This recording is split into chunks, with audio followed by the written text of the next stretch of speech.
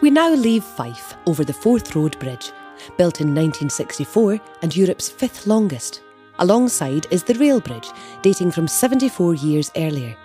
It took 7 years, 59,000 tonnes of steel and the lives of 58 men to build. A third crossing is currently being planned. South Queensferry takes its name from Queen Margaret, who gave pilgrims free passage here on their way to St Andrews. A little out of town is Dalmeny Kirk, an outstanding, well-preserved Romanesque parish church dating from the mid-12th century, whilst Dalmeny House is a 19th century Gothic extravaganza, seat of the Earls of Rosebery, open at times. Both are to be found in amongst the farmland that rises up from South Queensferry.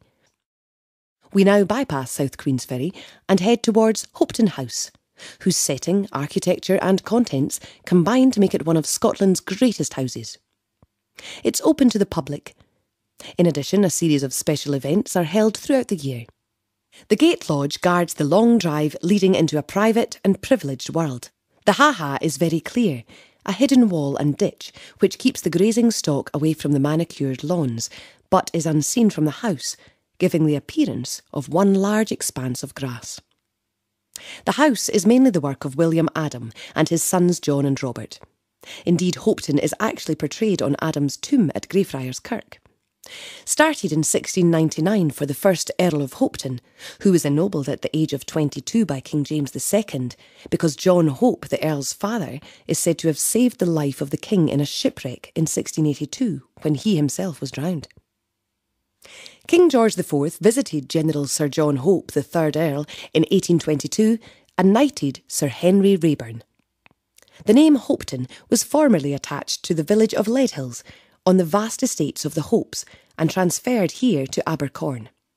The estate today is still run by the present Marquess, whilst the house was transferred to a charitable trust some years ago.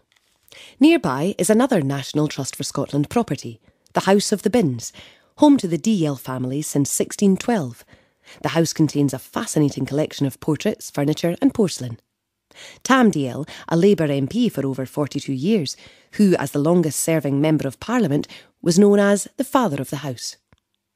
His ancestor and namesake, General Tam DL, was Commander-in-Chief of Scotland at the time of Charles II.